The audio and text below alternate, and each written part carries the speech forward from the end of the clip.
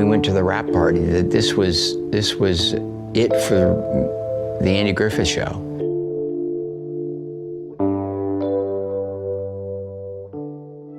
Ron Howard may have been the red-headed darling of the Andy Griffith Show, but life behind Mayberry's white picket fences wasn't always so picture-perfect.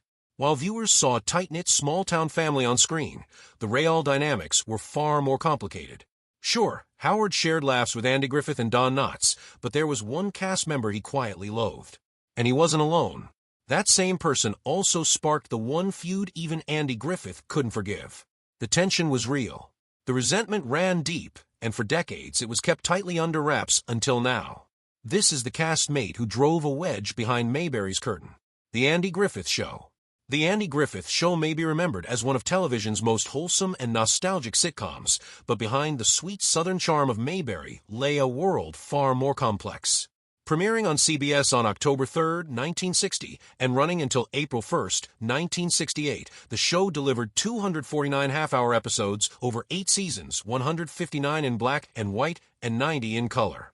And while it portrayed a simpler time, the making of the show wasn't always as peaceful as the town it brought to life.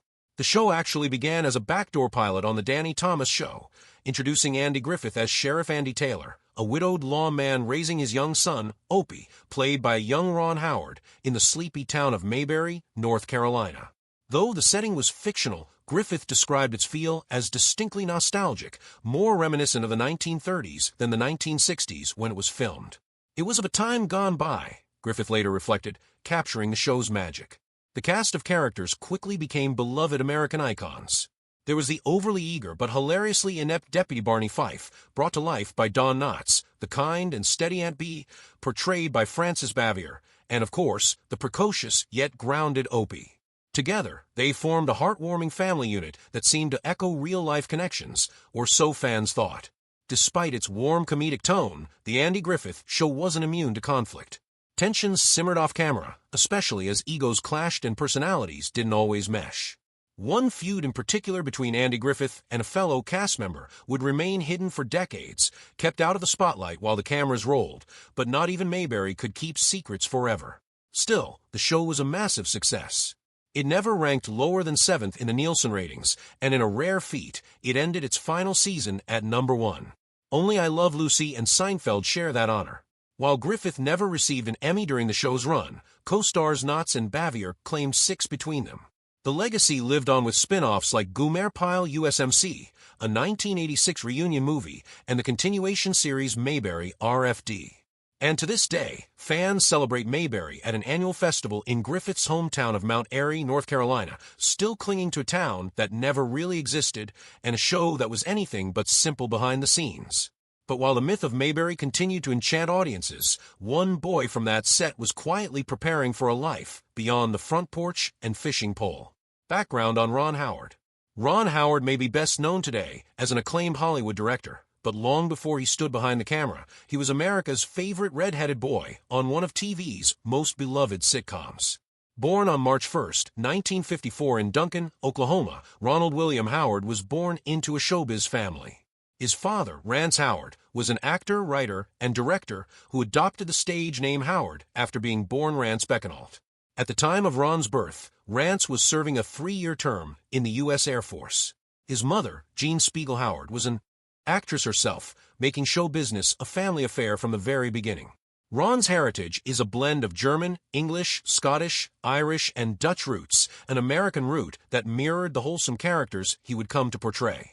He was educated partly on the sets of studios like Desilu, where he was tutored as a working child actor, and partly in California's Burbank schools, including John Burroughs High School. Though he later attended USC's prestigious School of Cinematic Arts, he didn't graduate. His calling was already pulling him elsewhere. By the age of 5, Ron Howard had already racked up an impressive resume. His first credited film role came in The Journey, and he soon popped up in various TV shows like The Twilight Zone, The DuPont Show with June Allison, Dennis the Menace, and The Many Loves of Dobie Gillis. But his true breakout came in 1960 when he landed the role that would change everything, Opie Taylor on The Andy Griffith Show. Credited then as Ronnie Howard, he played the young son of Sheriff Andy Taylor, Andy Griffith, for all 8 seasons of the series.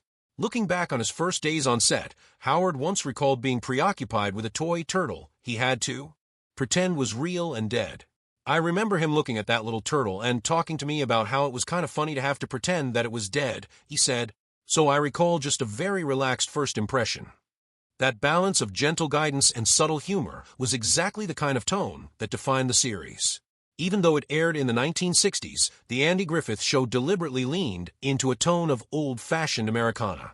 It was timeless, nostalgic, and radiated the warmth of a simpler era. Alongside Don Knotts' unforgettable portrayal of Barney Fife, Frances Bavier's wise and nurturing Aunt Bee, and a colorful ensemble of Mayberry townsfolk, the show became a staple in American homes. Though it never won an Emmy for Outstanding Comedy Series, it was nominated 3 times and co-stars Knotts and Bavier won 6 acting Emmys between them. But Howard's career didn't stop when the Andy Griffith Show ended. In fact, it only picked up steam. In 1974, he found a second wave of fame playing Richie Cunningham on Happy Days. What began as a segment of Love American Style quickly spun off into a hit series. As the wholesome, clean-cut Richie, Howard played the perfect foil to Henry Winkler's leather-jacketed street-smart Fonzie. On set, their chemistry was real both on-screen and off, and the duo helped catapult the show into pop culture legend. Still, Howard had his sights set beyond acting. Even while filming Happy Days, he was already exploring life behind the lens. His directorial debut came with the 1977 film Grand Theft Auto, a low-budget action comedy co-written with his father. The opportunity was part of a clever deal with producer Roger Corman. Howard would star in Eat My Dust in exchange for the chance to direct his own film. It was a turning point. Throughout the late 70s and early 80s, Howard directed several TV movies for NBC, including the 1980 film Skyward, starring screen legend B.E. Davis. But his big break as a director came in 1982 with Night Shift, a wild comedy featuring Shelley Long, Michael Keaton, and Henry Winkler. It marked Howard's arrival as a new creative force behind the camera. From there, he was unstoppable. In 1984, he directed Splash, a romantic fantasy comedy starring Tom Hanks, Daryl Hannah, Eugene Levy, and John Candy. The film was both a box office and critical success, proving Howard could deliver hits with heart, humor, and wide appeal. What began with a toy turtle and a role as Opie Taylor became a lifelong career. Ron Howard was never just a child actor. He was a storyteller in training, and once he stepped behind the camera, he made sure Hollywood never forgot it. But before the awards, the box office triumphs, and the directorial acclaim, Howard cut his teeth on a set that wasn't nearly as sunny as it seemed. Behind the gentle pace of life in Mayberry, real tensions simmered. Tension that no camera could fully capture. Tensions on the set of The Andy Griffith Show. The drama on The Andy Griffith Show didn't just unfold in front of the camera. In fact, some of the most emotional storylines were happening behind the scenes between 2 of the show's biggest stars. Andy Griffith and Frances Bavier were television royalty, iconic figures of mid-20th century entertainment best known for their warm portrayals of Sheriff Andy Taylor and Aunt Bee. But while they radiated harmony on screen, off-screen their relationship was anything but friendly. For decades, this rift has sparked curiosity among fans and entertainment historians alike. The root of their friction lay in deep personality clashes and differing professional values. It wasn't a brief misunderstanding. It was a Cold War that quietly simmered behind Mayberry's white picket fences and followed them long after the final episode aired. This behind-the-scenes feud, often whispered about but rarely confirmed, has become part of the show's deeper legacy, one that complicates the rosy nostalgia viewers associate with The Andy Griffith Show. At the show's heart was Andy Griffith, playing the calm and collected Sheriff Andy Taylor. With a steady hand and a disarming smile, Sheriff Taylor brought peace to Mayberry without ever raising his voice. He was a widowed father, a wise lawman, and a steady moral compass for the town, balancing parenting, policing, and neighborly disputes with timeless grace. His charm defined the show's tone, warm, grounded, and quietly heroic. Sharing that warm space on the show was Frances Bavier, cast as Aunt Bee, Andy Taylor's no-nonsense, kind-hearted aunt. Aunt Bee wasn't just a caretaker. She was the emotional center of the Taylor household. Her character provided comforting meals, gentle scoldings, and homespun wisdom. Bavier's portrayal made Aunt Bee a cultural touchstone, the quintessential television aunt. Together, Sheriff Taylor and Aunt Bee represented a sense of home and community that millions of viewers adored. But while their characters painted the perfect picture of small-town family life, reality behind the scenes was far more turbulent. Bavier was deeply private, maintained distance, and was often perceived as cold or standoffish. She took her role seriously and expected the same from everyone around her. Howard Morris, who played Ernest T. Bass and directed several episodes, once described working with Bavier as like navigating a landmine. Even small directions could trigger resistance. Her precision, while admirable, sometimes led to uncomfortable standoffs. Andy Griffith himself once attempted to reconcile by visiting her unannounced, but the gesture backfired and deepened the rift. Near the end of her life, battling cancer, Bavier called Griffith and apologized sincerely, acknowledging her difficulty and his leadership on the show. Frances Bavier passed away in 1989 at the age of 86. Andy Griffith also lived to 86, passing away quietly at his home in North Carolina.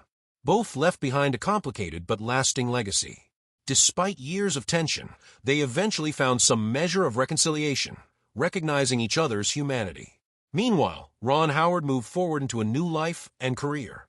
Long after Mayberry, he found lasting love with Cheryl Howard.